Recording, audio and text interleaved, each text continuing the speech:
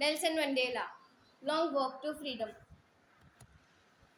It was 10th May, the day of oath with a bright and shiny sun. Nelson Mandela was supposed to take oath as the first black president of South Africa. A large number of leaders, all from around the world, had gathered there to be the witness of the swearing in ceremony of Nelson Mandela as the first black president.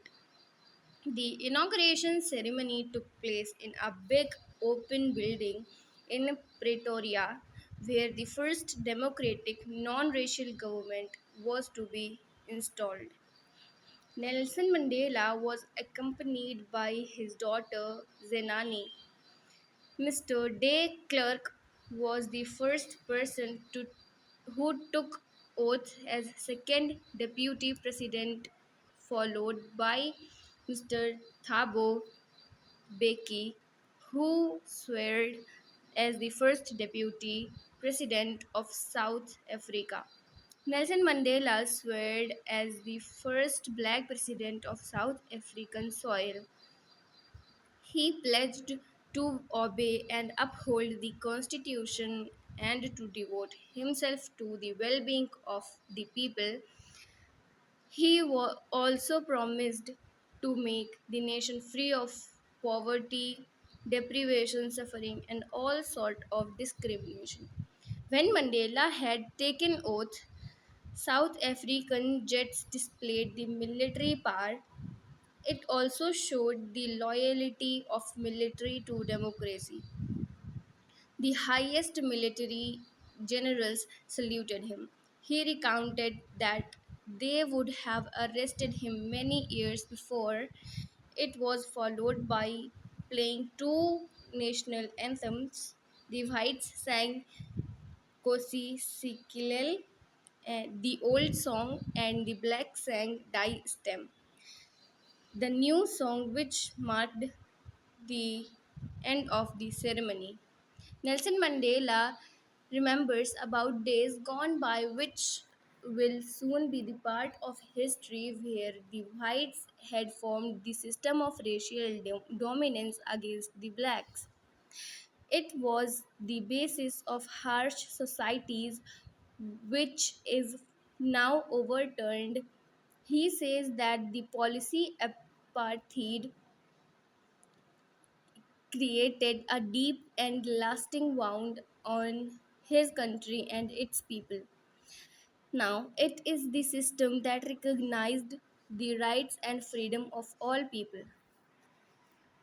On the auspicious day, Nelson Mandela regretted the loss of thousand people and remembered their sacrifices for the freedom from discrimination.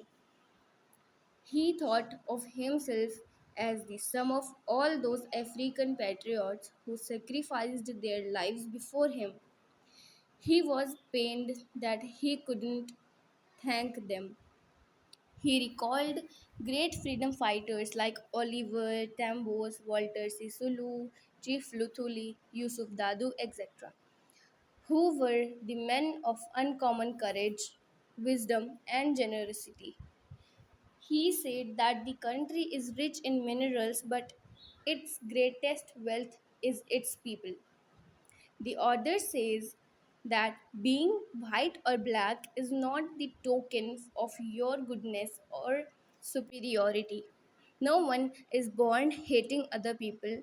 People should love one another, which comes without force as it is natural. It's man's essential goodness.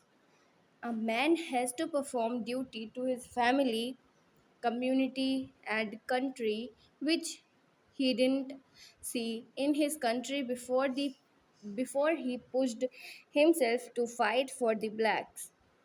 A black man was punished if he tried to live like a human being and forced to live apart from his own people. So he was not allowed to perform his duties to his family.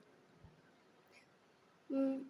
As a kid, Mandela had different meanings for being free as he wanted. to run in the fields and wanted to stay out at night. As he grew older, he wanted the freedom of livelihood for himself and his family. But soon he realized that such freedom was only an illusion. He realized that his brothers and sisters who looked like him were not free, so he joined African National Congress. His hunger for freedom became the great for freedom of his people. He desired that everyone should be given the right to live his life with dignity and respect. He wanted the oppressor to and the oppressed to be liberated, as no one is free or if one is taking someone else's freedom.